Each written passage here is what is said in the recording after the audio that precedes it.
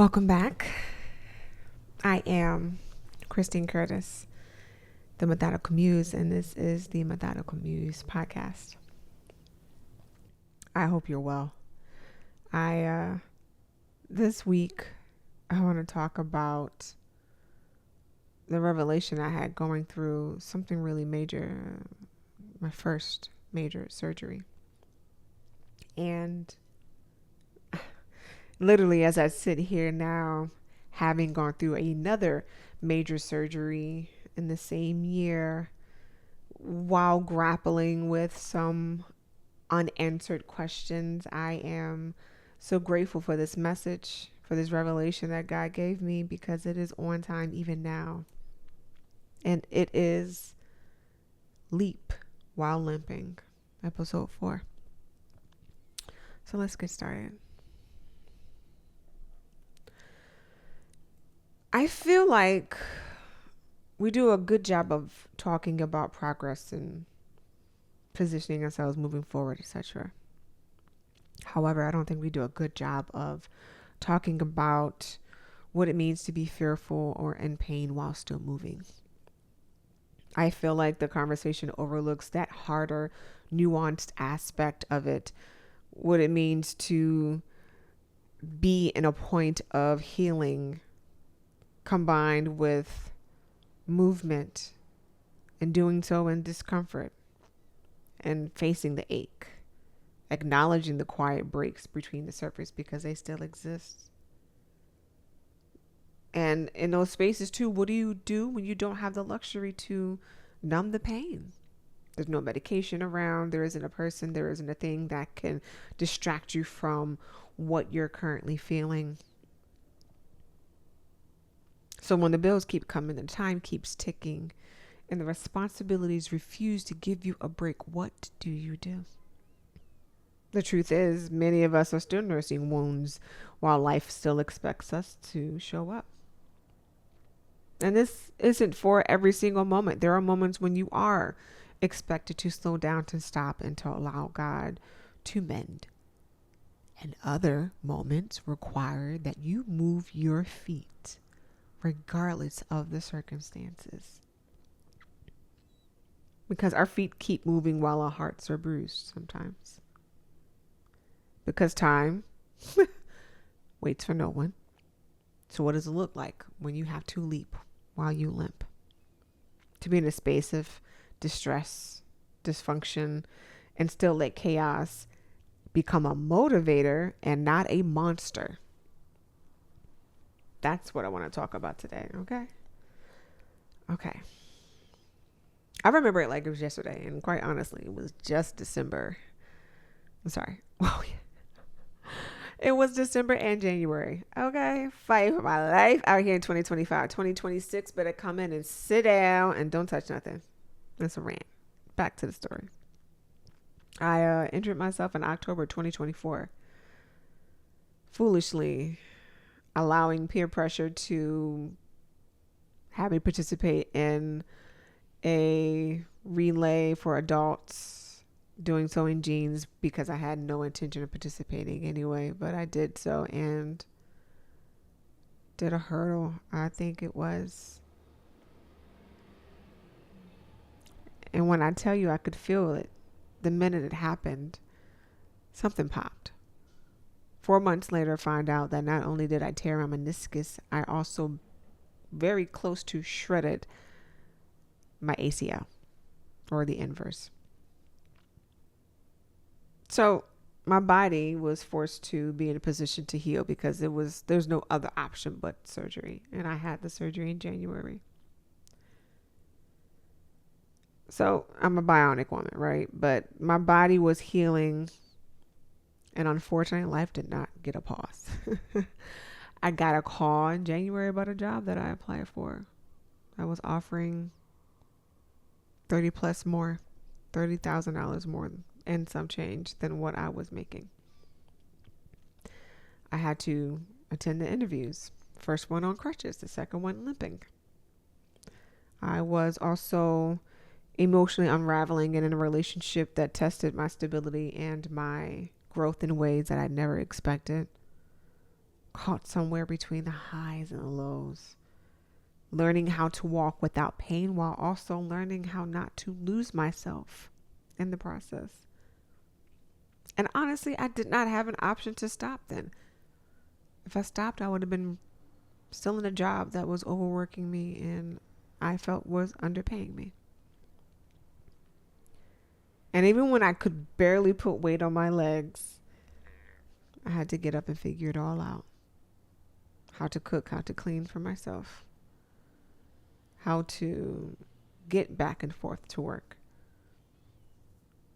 And this is all coming from someone who used to walk 8 miles very easily and leg press 400 pounds. My body was one of my greatest accomplishments because I had put so much time into strengthening and conditioning that this was a blow I never imagined. So the season taught me something I'll never forget. Sometimes you have to leap into a new existence while you're still learning how to walk again. And that's the kind of physical pain that physical therapy can't touch.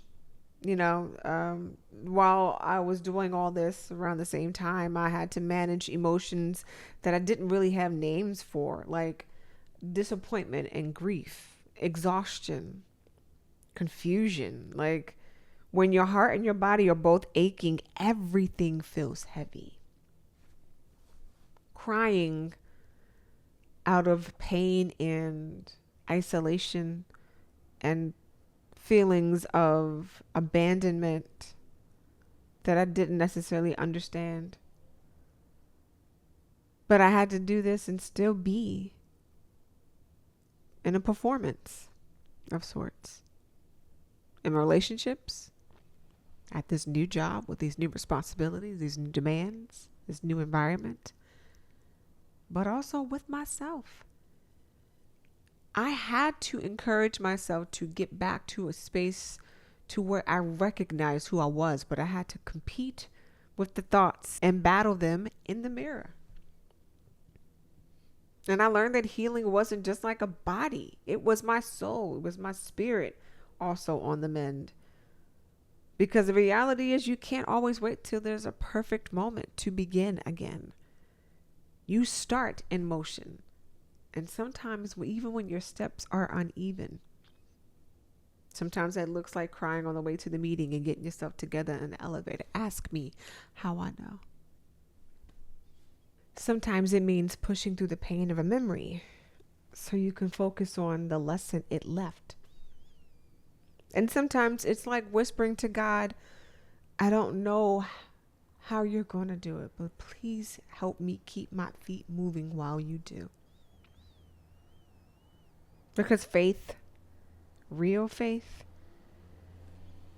isn't in the absence of pain. It's in the movement while you are leaning in your trust. And when I think about leaping while limping, I also think about leadership. Because how many of us are on teams or in positions of authority in relationships, marriages, friendships, groups of bodies where you are asked to show up and these small cracks are just hidden to the world? Your empathy during this process, though, deepens your knowledge of how to leap while limping. It's like James 1. It produces that patience, and that patience shows you how to lead more effectively as well. Because you listen differently. You love differently once you've experienced this. You give, you show up differently. There's a level of humanness that grows in you once you've had to endure and move through discomfort and unanswered questions in a way that's produced a certain kind of awareness in you. Because you begin to understand that progress isn't always smooth, it's messy. And that while you're leaping while limping, leading while trying to get led, you understand that the people around you aren't looking for your perfection.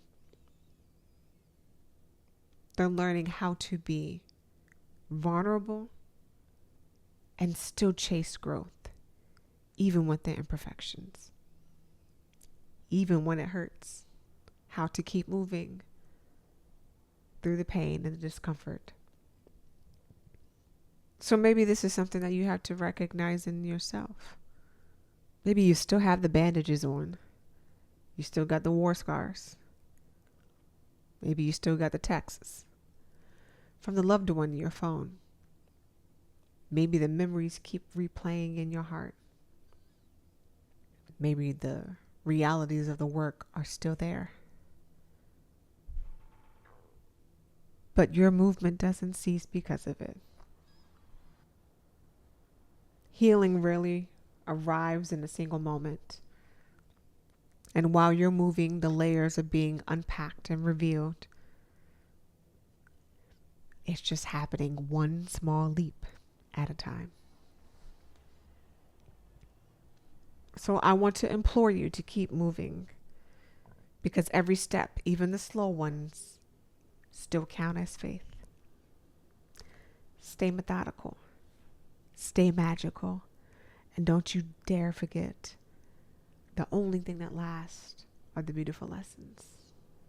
Bye, guys.